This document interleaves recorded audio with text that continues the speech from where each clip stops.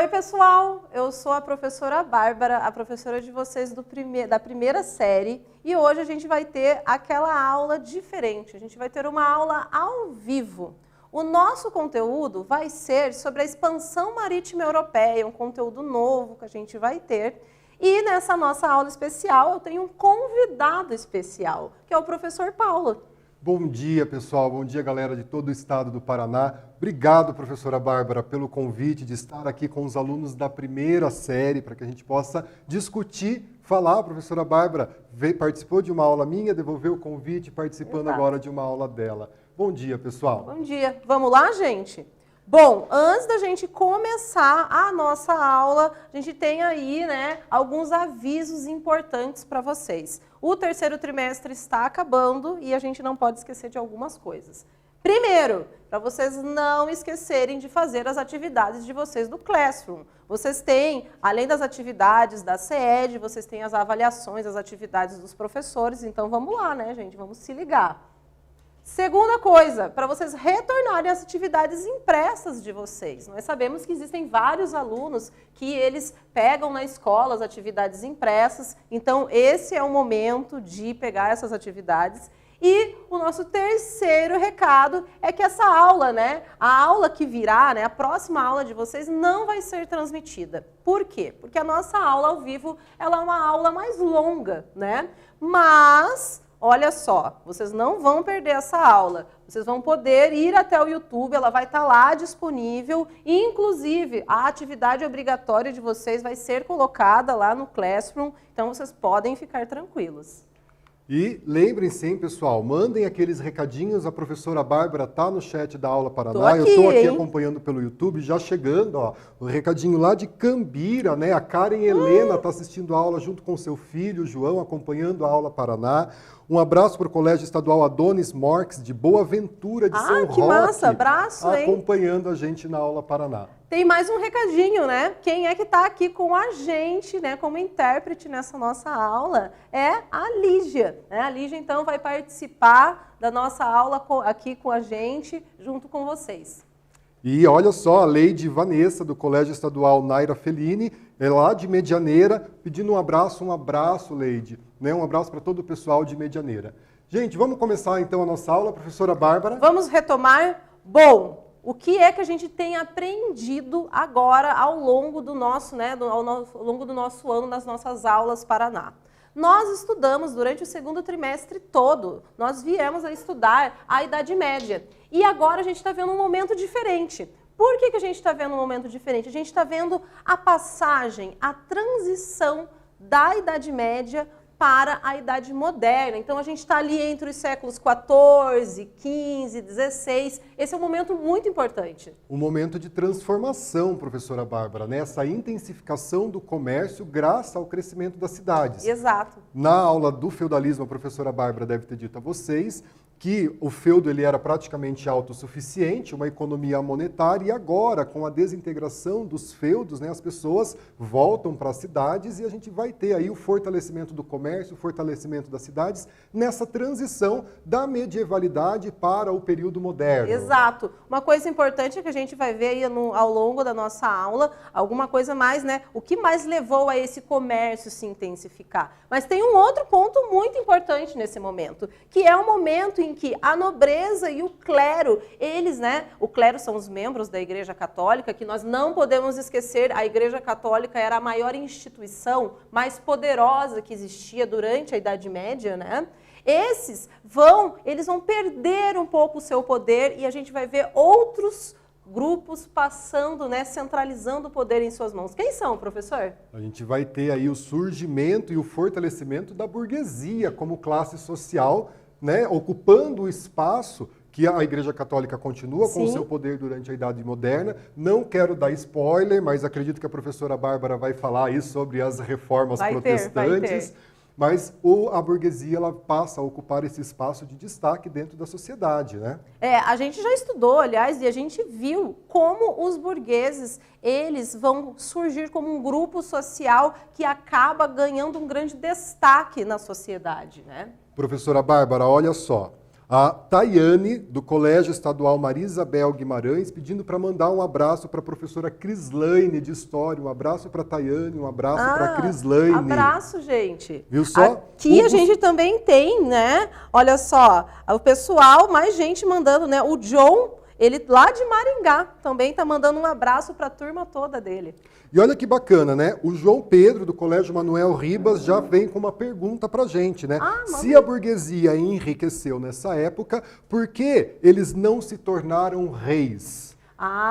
Olha só. Porque esse momento em que a burguesia, ela apesar de enriquecer, ela socialmente, ela ainda não era bem aceita, né? Existiam ainda vários entraves para ela conseguir ser aceita. Ela vai entrar nesse jogo, né, com a realeza, vai fortalecer o poder da realeza, mas ela não vai ser aceita socialmente de uma maneira tão tranquila. Não, né? A burguesia, ela é detentora dos poderes econômicos nesse período, né? A realeza, a nobreza, detentora do poder político, enquanto que o clero, detentor do poder religioso.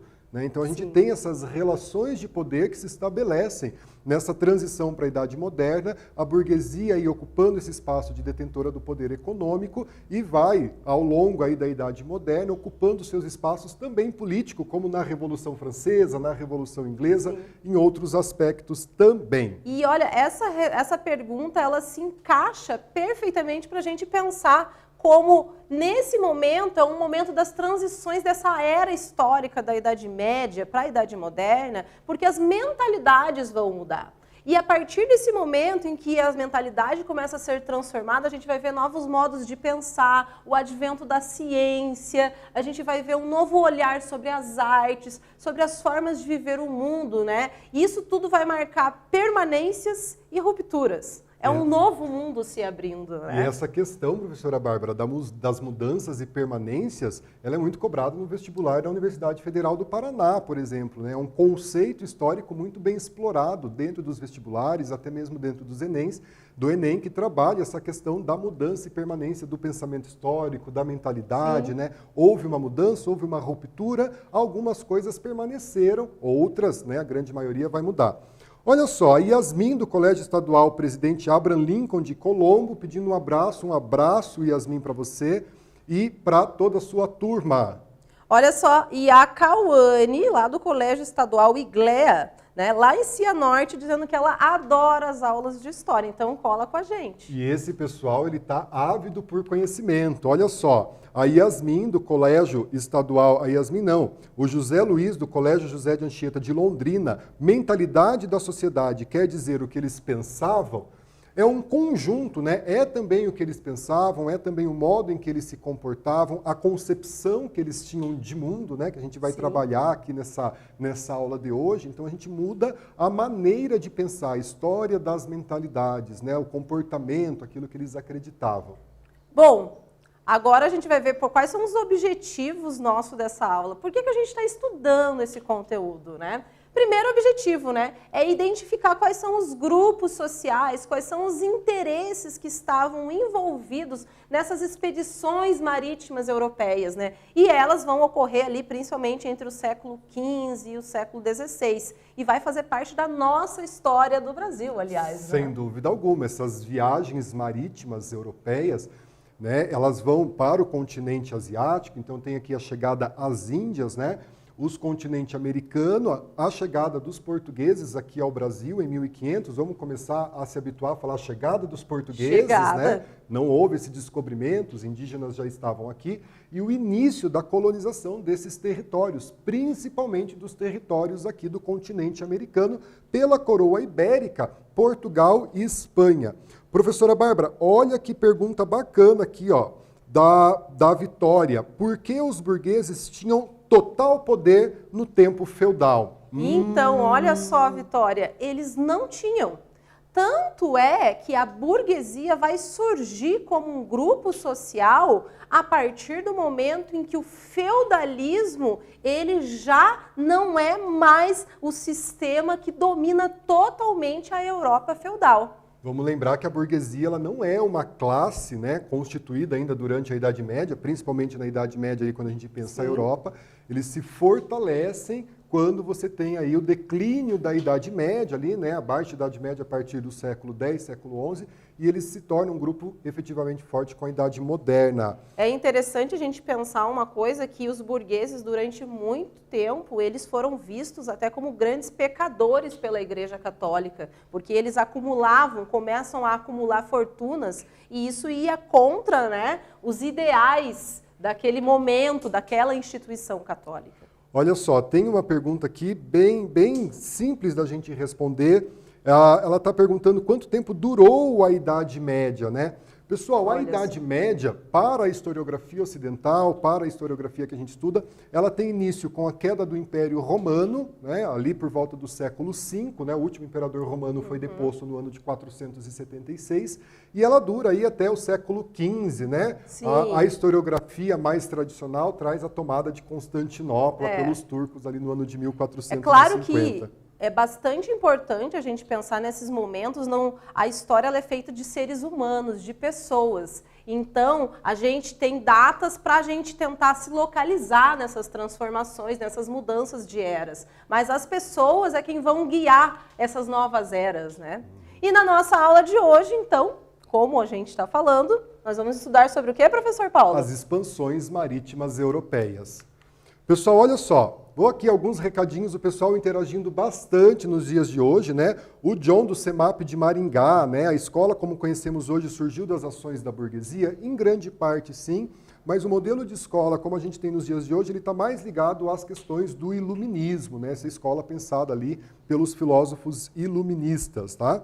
A Cauane Vieira, nessa expansão marítima que os portugueses chegam ao Brasil? Sim. Cauane, nessa expansão marítima que Pedro Álvares Cabral chega aqui, Cristóvão Colombo chega na América. E os abraços para os professores, né? A professora Circleide, né, do Colégio Naira Fellini, mandando um abraço para vocês, né? O Colégio Antônio Vieira de Engenheiro Beltrão, mandando um abraço. A Gabriela, lá do Cianorte, também, mandando um abraço. Bom, o pessoal mandou um abraço, o pessoal aqui está super ativo no chat, no aplicativo do Aula Paraná, e a gente vai seguir adiante, né? Então, olha só.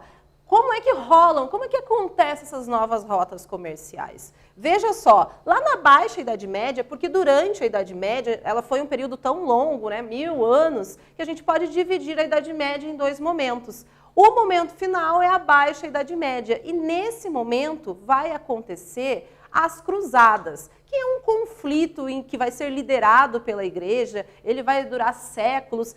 As Cruzadas, ela vai fazer o seguinte, vai aumentar o consumo de especiarias e de artigos de luxo, principalmente, professor Paulo, devido ao contato com outros povos, porque essas cruzadas elas vão acontecer ali nas proximidades do Oriente Médio. É uma troca de cultura, né, professora Bárbara? Se a gente pensar, por exemplo, nos dias de hoje, quando a gente vai para algum outro lugar, né, e tem essa troca, conhece uma tecnologia diferente, a gente pensa em trazer essa tecnologia, conhece um produto novo, né? Então começa a haver essa troca entre os povos europeus com as suas rotas comerciais, com as cruzadas que eles vão fazer, e tem essa troca de conhecimento, de mercadoria, de produtos, né, que eles pensam em levar para a Europa. No século XIV, os árabes e italianos eles atuavam na comercialização, né? A Península Arábica era um importante entreposto comercial entre a Europa e a Ásia, então era uma rota conhecida. E os italianos, quando a gente pensa no mapa da Europa, a Itália é a porta de entrada, né? Aquela Península Itálica é a porta de entrada do continente. E daí eram considerados os produtos de luxo que era consumido pelas classes mais abastadas, as classes mais ricas, né? Mas quais eram esses produtos, Quais eram? A gente já vai ver. Né? Antes disso, vou aqui, olha só, a Isadora, lá do Colégio Machado de Assis, ela mandou um abraço para nós dois. Obrigado, Isadora. Obrigada, Isa. Né? Aqui também, ó, um abraço para o Colégio Estadual Bibiana Bittencourt, em Guarapuava, né? O pessoal ali de Guarapuava acompanhando a gente pelo Aula Paraná. Vamos dar uma olhada nesse mapa, pessoal? Bom, aqui nesse mapa, onde vocês estão vendo essas setas vermelhas, são algumas dessas rotas comerciais travadas entre os árabes e os italianos, né? Nessas rotas comerciais vão fortalecer, então, o contato com novas culturas, com novos produtos, com novos hábitos que são criados. Porque a partir do momento em que você vai se alimentar com coisas que vêm de outros locais, você vai ter novos hábitos culturais sendo implantados na sociedade, né? E olha só essas rotas, né, pessoal? Vejam que neste momento não era possível ainda contornar a África do Sul, né? Contornar o continente africano, né? Fazer esse contorno aqui no continente. Então as rotas, elas eram, na sua grande maioria, rotas terrestres. E vejam daí, nessas rotas terrestres, a distância, né, de percorrer toda essa rota, o caminho mais próximo aqui pela Península Arábica e a entrada da Europa pela Itália. Por isso que a gente traz aí os italianos e os árabes. Sim, a dominando proximidade com essas o mar rotas. Mediterrâneo, né? Exatamente. Bom, chegamos no nosso primeiro quiz e agora eu quero ver vocês ligados nos aplicativos, colocando a resposta de vocês, né? Bom, a pergunta é, uma das características observadas na transição da Idade Média para a Idade Moderna é... Temos 3 alternativas ali, letra A, letra B, letra C. Aquele tempo para vocês responderem a atividade, a gente vai ficar aqui acompanhando e a Bárbara vai trazer aí a percentual de acertos dessa questão, hein? O reloginho aqui tá rolando. Vamos lá, pessoal. Eu quero ver essas respostas sendo colocadas. Vamos mandar um abraço para Graziele Araponga, de Arapongas, do Colégio Anésio. Manda um abraço para mim, Graziele, um abraço.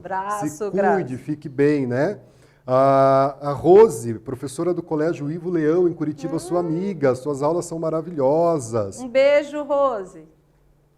Então a gente tem eles aqui falando bastante com a gente, né?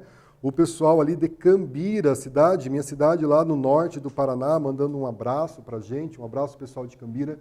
Temos a resposta? 3, 2, 1. Tempo acabou, galera. Agora a gente vai saber, né, qual é o resultado. Bom, 42% acertaram que a alternativa correta é a letra C, centralização política. Bom, a gente viu, né, que por que isso é importante, professor Paulo? A centralização política nas mãos dos reis, né? Essa transição para a Idade Moderna é marcada pela centralização política. Só justificando para vocês, economia monetária, o A significa não, lembram aí de outras palavras, uma né? negação. Átomo, ateu, então era que não havia circulação de moeda, característica do feudalismo da Idade Média, religiosidade politeísta, não também, né, a religiosidade cristã monoteísta. Vamos dar sequência aqui na nossa aula, Prof. Bárbara. Então aqui, ó, os artigos de luxo e as especiarias do Oriente. Quais eram esses artigos de luxo e essas especiarias, professora Bárbara? As especiarias são aquelas que vocês já conhecem muito bem, que a gente consome. A gente tem o cravo, tem a pimenta, tem o cominho, né? A gente vai ter a canela. Todas essas especiarias, elas eram muito habituadas, usadas, né, nas regiões do que eles chamavam as Índias. E são especiarias que a gente tem nos dias de hoje, né, professora Bárbara? E a canela, o cravo, a pimenta, né, e outros produtos, que a noz moscada, que o pessoal usa aí na culinária. Então, esses produtos chegaram até a gente através dessas expansões marítimas, né? Foram da Ásia para a Europa e depois os europeus trazem, fazem parte aí da nossa culinária, do nosso cotidiano, do nosso dia a dia, esses produtos. Sim. Nós temos os artigos de luxo, né? Porque não ficavam só presos nas especiarias. Os artigos de luxo, eles buscavam sedas na China, tapetes na Pérsia, né? Porcelanas. Então, várias coisas que eram vistas como grandes artigos de luxo. E, claro, só classes muito abastadas teriam contato a esses artigos, né? Eles também eram levados para a Europa. Olha só, o Carlos Eduardo, do Colégio Estadual Bento Mossuranga, lá de Umuarama, diz assim: por que as especiarias eram tão importantes e caras? Elas eram caras, primeiro, porque elas eram trazidas da Ásia, então era uma viagem, né, uma longa, sair da Europa para ir buscar. Algumas viagens chegavam a constar 9 meses de viagens, imaginem isso. E esses produtos faziam sucesso na Europa, né? A burguesia consumia, a nobreza consumia esses produtos, os reis consumiam esse produto, então era um produto caro, era um produto pelo qual eles queriam ter acesso, porém, buscar esse produto fazia com que ele se tornava tão caro assim, né? Tem um fator assim que é bem interessante, é a gente pensar que durante a Idade Média, os alimentos que se comiam ali na Europa, às vezes eles não tinham sabor, não tinha geladeira para conservar a carne, e esses temperos eles vão dar também um sabor diferente às comidas, né? Gente, olha aqui, né?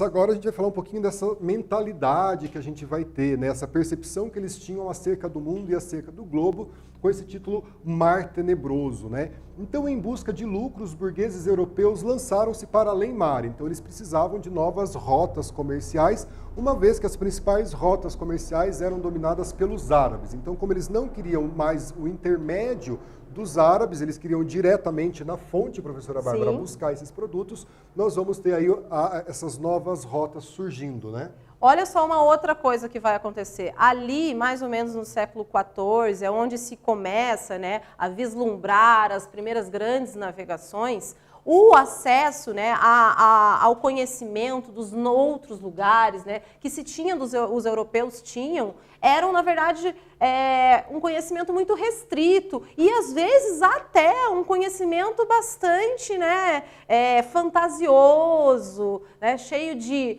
algumas superstições, né, de novos lugares. Eles, nessa época, por exemplo, acreditavam que a Terra era plana, Exatamente. né? Que não havia esfericidade e que a Terra era o centro do universo. Então, tinha essa concepção geocêntrica e isso ajuda a gente a explicar aquela pergunta que foi feita lá no começo, essa questão da mentalidade, né? Então, a gente vai mudando esses conceitos. Né? Acreditava-se que a Terra era plana, que a Terra era o centro do sistema solar e que esse mar era algo desconhecido, mar tenebroso, habitado aí por criaturas, né? Chegaria ao fim do mundo e tudo mais. É bem interessante a gente pensar isso, que é nesse momento em que as pessoas elas vão chamar o Oceano Atlântico de mar tenebroso. Por quê? Existia um grande medo de você expandir, de fazer essas viagens. A gente tem que pensar que esses viajantes eram pessoas, na verdade, que tinham bastante coragem naquele momento, pois o medo habitava, né, a mentalidade deles. E acreditavam na ciência, né? Cristóvão Colombo, para fazer o seu caminho para as Índias, Sim. acreditou que a Terra era redonda e pensou que se navegasse em linha reta, ele contornaria o globo e chegaria às Índias, né? Olha aqui, a gente traz, né, esses seres imaginários, aqui é uma ilustração de um mapa ali do século XV, século XVI, e a representação dos mares entre a Islândia e a Noruega. Então, como que era, né? Esses monstros eram representados. Isso até se justifica, professora Bárbara, porque, né, eles estavam mais acostumados a navegar próximo à costa, quando eles iam um pouco mais para alto mar, se deparavam aí com as baleias, né, 30, 40 metros, né, polvos, lulas, e eles acreditavam que eram seres fantásticos, Sim. mitológicos, né, e que pudessem provocar. Olha só, se vocês prestarem atenção nesse mapa, vocês vão ver que era exatamente como eles imaginavam que os mares eram habitados. Se vocês notarem, aqui um grande monstro marinho gigante, nós vamos ter sereias, né, seres encantados, e o medo de, então, conseguir sair do continente europeu e acabar se deparando com esses seres, com esses monstros, era muito grande, né? Sem dúvida alguma, né? E daí isso vai povoar o imaginário desses navegadores, né? Os animais fantásticos, né? Então a gente tem uma expressão, professora Bárbara, que é bestiário. O que eram os bestiários? Olha só, durante a Idade Média existiam catálogos que eram feitos pelos monges. Os monges eles eram os responsáveis por quase toda a produção intelectual que existia durante a Idade Média, né? E eles faziam o seguinte, eles acabaram fazendo esses catálogos colocando quais eram esses seres míticos, fantásticos que existiam. Entre eles, alguns que a gente já ouviu falar, que a gente fala o dragão, o unicórnio, aqui, né, uma reprodução, né, então, de uma iluminura, né, que mostra então um unicórnio, né? São informações sobre esses animais fantásticos. Pessoal, voltamos aqui, a gente tem uma pergunta, né, professora Bárbara, do aluno Eduardo, do Colégio Emílio de Menezes. Por que os europeus acreditavam que existiam monstros no mar? Eduardo, quando eles começavam essa navegação e eles se afastavam da costa, eles começavam então a perceber outros animais que não eram tão comuns ali, né, nessa navegação mais próxima à costa, como por exemplo as baleias, né? A gente sabe que existem baleias aí com 40, 50 metros, né, de comprimento e de repente eles viam esses animais, Como não conheciam, acreditavam que era um monstro, né? De repente fazia ali o processo, pescavam algo, e vinha uma lula, um polvo muito grande, eles acreditavam que era um monstro que habitava essas regiões aqui. Informação importante, gente. Olha só, a nossa próxima aula sobre as grandes navegações que a gente vai ter, ela vai falar sobre essa mentalidade, esse imaginário que existia, sobre esses monstros no mar tenebroso, né? Um quiz agora, nosso segundo quiz, gente. Ele diz assim, ó, os primeiros países a se lançarem para além-mar e conquistar territórios ultramarinos foram: letra A, Portugal e Itália, letra B, Alemanha e Inglaterra, letra C, Portugal e Espanha. Tempo para vocês, respondem, a gente volta já com a correção. Reloginho tá rolando, vamos lá, gente, eu quero ver, e eu quero acertos, né? Vamos lá.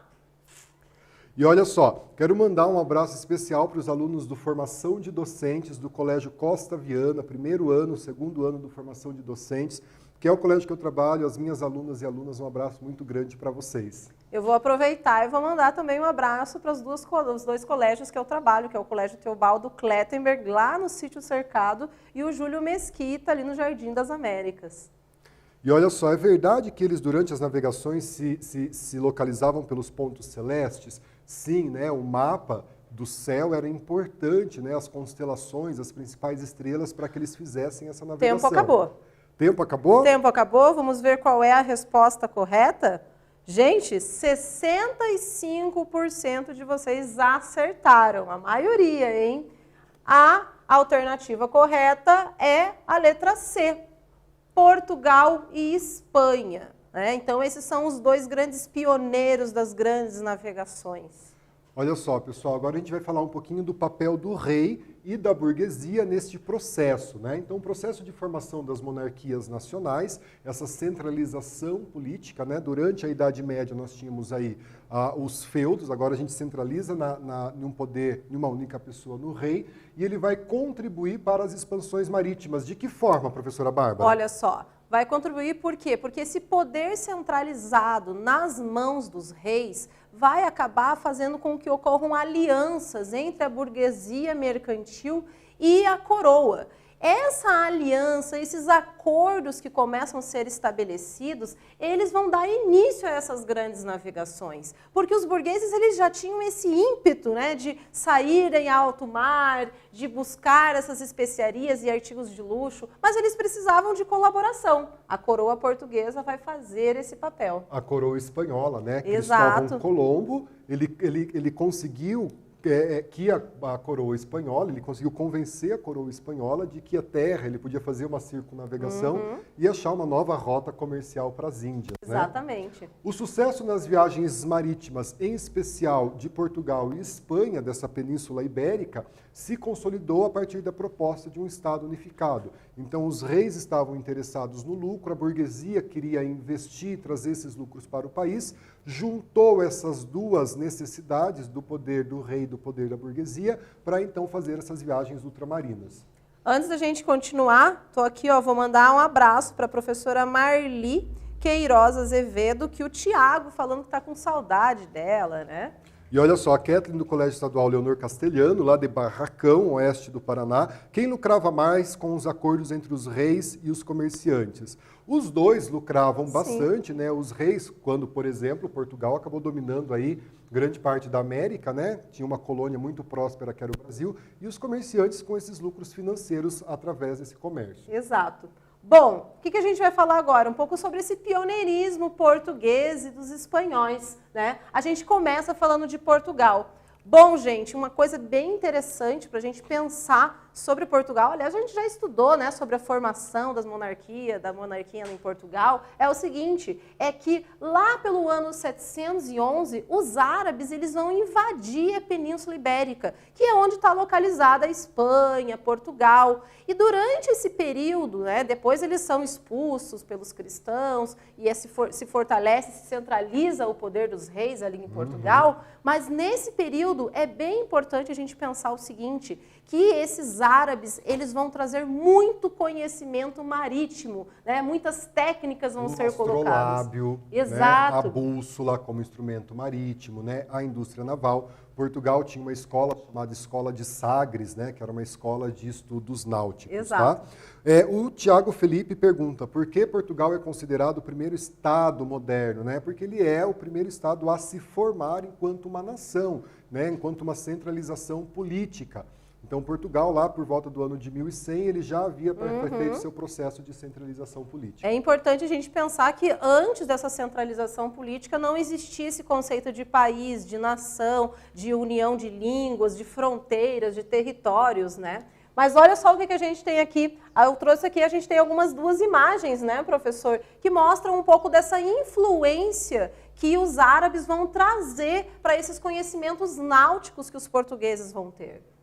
O astrolábio, instrumento de navegação, né? Então ele apontava ali para uma direção e ele poderia, a partir disso, então, traçar a sua rota de navegação. A gente tinha uma pergunta sobre essa questão aqui, né?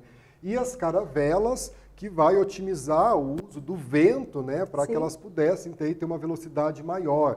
A viagem de Cristóvão Colombo, acredite-se aí que tenha durado em torno de 9 semanas aqui para a América. Pedro Álvares Cabral, quando chegou ao Brasil em 1500, veio a bordo também das suas caravelas, né? Então a utilização do vento fazia com que elas andassem mais rápido, navegassem, né, mais rápido pelo mar.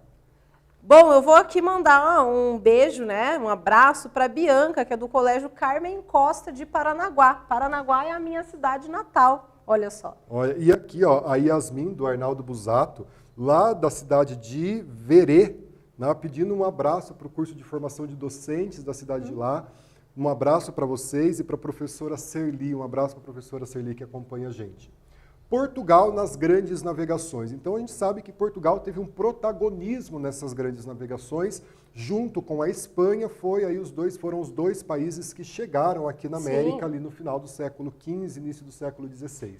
Vão existir dois fatores que vão fazer com que Portugal se destaque, então, nessas grandes navegações. O primeiro ponto aqui é essa longa experiência que eles já tinham com a pesca e com a navegação em mar aberto, né? A proximidade com a costa ali que Portugal tem. E um segundo ponto é a centralização do poder monárquico, do qual a gente acabou de falar, né? Portugal acaba sendo um dos primeiros estados modernos que vai se fortalecer e que vai ter o apoio muito grande nesse fortalecimento da burguesia. Até porque, né, professora Bárbara, o território português só faz fronteira com o território espanhol de forma terrestre e ele é voltado para o mar. Então a navegação estava ali presente na vida do português, né?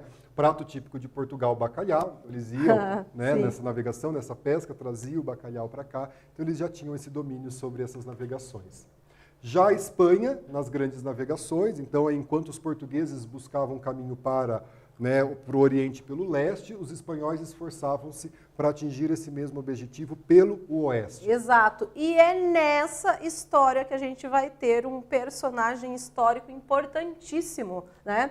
Um homem que ele na verdade, ele até sofreu, né, chacota na época, porque ele já tinha um conhecimento determinado científico e naquele período ainda a gente estava nessa transição, né, entre ideias de superstição, religiosidade e os conceitos científicos. Esse homem quem era? Cristóvão Colombo.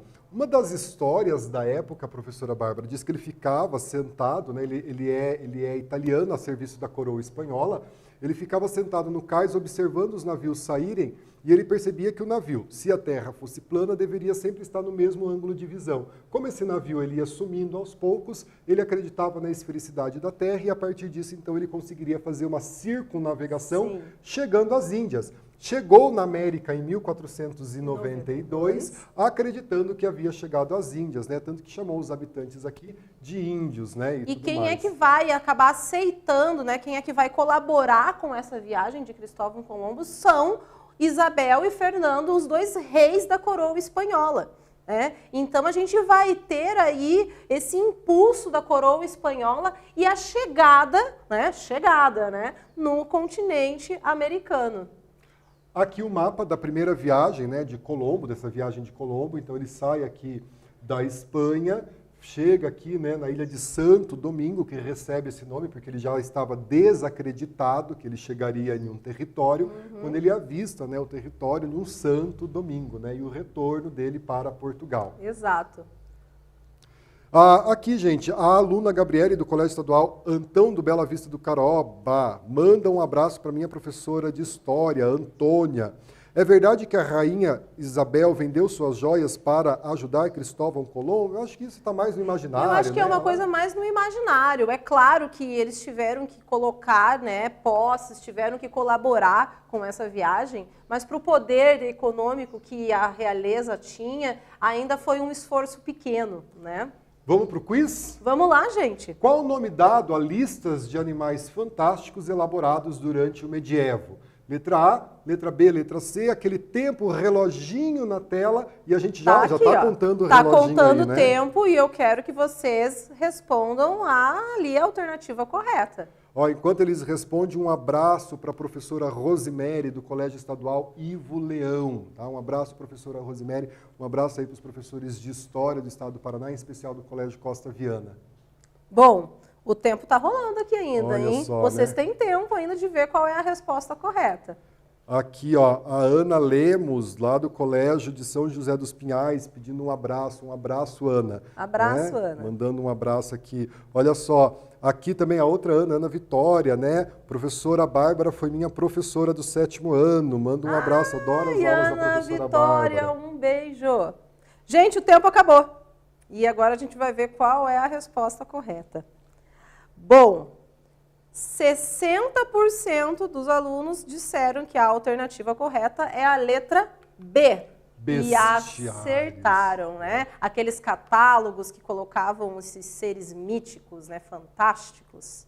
E olha só, assim que chegaram, professora Bárbara, aqui na América, Portugal e Espanha, então, assinaram um tratado para dividir essas terras recém-conquistadas entre Portugal e Espanha. Sim. E esse tratado se chamava? Tratado de Tordesilhas, pessoal. O Tratado de Tordesilhas ele vai ser assinado no ano de 1494. E isso é uma coisa até interessante aí que eu quero que vocês pensem, é que então, no ano de 1494, os portugueses já sabiam da existência do continente americano. Então, vamos guardar essa informação para quando a gente imaginar que no ano de 1500 nada foi descoberto. Como você né? divide algo que você ainda vai descobrir, né, professora Exatamente. Bárbara? Não posso fazer isso, né? E esse Tratado de Tordesilhas, então, ele faz essa divisão dos territórios americanos entre Portugal e Espanha, né? Então, ele delimita esse novo mundo, faz uma linha imaginária, as terras que ficavam a leste dessa linha pertenciam a Portugal, as terras que ficavam a oeste dessa linha pertenciam à Espanha. Uma curiosidade, se o Tratado de Tordesilhas fosse respeitado na íntegra, ele terminava na região de Paranaguá, sua cidade natal. Quando você subia aqui para Curitiba, você muito provavelmente estaria em terras espanholas. Olha só. Bom, só no ano de 1750 que ocorre uma distribuição territorial diferenciada com o chamado Tratado de Madrid. Mas a gente tem que pensar que tudo isso foi aceito, né, e concordado pelo Papa, que era a grande autoridade do mundo naquele momento. Os portugueses passaram a ocupar o território brasileiro, né, o território colonial, para além da linha do Tratado de Tordesilhas. A gente sabe a criação de gado, né, as drogas do sertão, o próprio ciclo do ouro na região das Minas Gerais.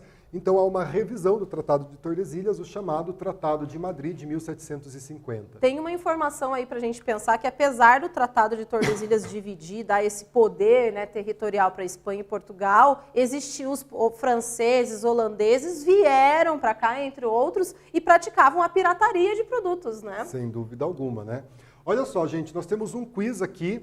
Acredito que é o nosso último quiz para responder, né? Qual o nome do tratado que delimitava as posses portuguesas e espanholas no mundo, né? Tratado de Madrid, Tratado de Tordesilhas, Bula Intercoetera, aquele tempinho rápido para você responder. Já começou o tempo, né? Já começou o tempo aqui. Enquanto esse tempo está rolando ali, ó, o Radassa, do Colégio Estadual do Paraná. Radassa, um abraço para você, uma excelente semana.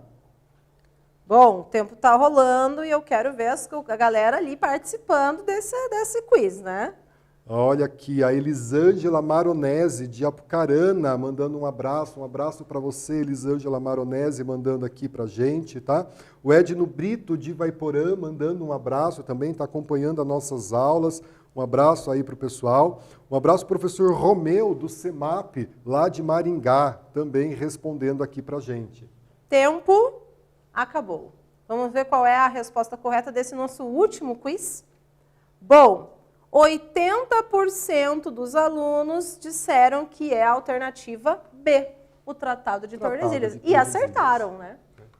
Olha aqui o Tratado de Tordesilhas, então, dividindo, né, o nosso território, uma representação aí do Tratado de Tordesilhas, aqui a América, né? Então, o rei de Portugal, o rei de Castela. Então, e olha só que interessante, esse mapa, além de mostrar essa divisão do Tratado de Tordesilhas, ainda coloca um pouco desse imaginário europeu, né, através desses monstros marinhos, né? E também nos territórios, né, como no africano e tudo mais. Vamos para as nossas considerações finais, então, professora Bárbara. Bom, o que é que a gente aprendeu nessa nossa aula? De uma maneira geral, a gente está vivendo, a gente está estudando agora essa passagem, essa transição de ideias, de mentalidades, de acontecimentos, de invenções, tecnologias, que vai ser, então, ali entre o século XIV, XV e XVI. Nós estamos entrando em uma nova era histórica, a era moderna. E é nesse momento em que o imaginário ainda, né, de superstições, vai estar presente, da Idade Média, vai estar presente, né, no cotidiano e nessas grandes navegações que vão acontecer. A burguesia, como a gente tem dito, ela assume um lugar importante, né, esse lugar aí ocupado pelos senhores feudais durante a Idade Média. A burguesia, né, quando eles começam a sair do feudo, né, o declínio do feudo, eles começam a voltar a fazer comércio, voltar para as cidades, então eles assumem esse lugar privilegiado ao lado dos reis, dessas monarquias que vão se consolidando. Quem é que vai ser, quem vão ser os pioneiros, quem é que vão se destacar nessas navegações? Portugueses e espanhóis, por causa de condições históricas específicas, centralização do poder monárquico, apoio da burguesia, né, a figura de Cristóvão Colombo, né, que acaba conseguindo chegar, né, aqui na América. A questão do Tratado de Tordesilhas, de 1494, que divide os territórios americanos entre Portugal e Espanha. Sim. Bom, na nossa próxima aula, pessoal, infelizmente a gente não vai estar com o professor Paulo, mas eu vou continuar aqui e a gente vai continuar vendo sobre a expansão marítima europeia. A gente vai falar então sobre esse imaginário, o que esses caras, né, naquele período pensavam, por que eles pensavam assim, como é que eles se depararam com os primeiros contatos com esses povos nativos aqui da América. Esse contato entre portugueses e os povos nativos aqui da América, importante, né? Tangencia também com a discussão da literatura, né? A carta que vai ser escrita quando Pedro Álvares Cabral, descrevendo aí toda a beleza que ele viu quando chegou aqui ao Brasil, né? Pessoal aqui tá mandando um monte de abraço, de beijo, dizendo que adoraram a aula, a gente também adorou, foi muito bom. Né? Agora a gente está na reta final, né, professor Paulo? E a gente espera que vocês continuem junto com a gente, né, nessa nossa reta final, que vocês não deixem de fazer as atividades de vocês, as avaliações. Foi um ano, está sendo um ano totalmente diferente. Que a gente faça essa revisão, né, entender esses conceitos dessa transição da Idade Média para a Idade Moderna,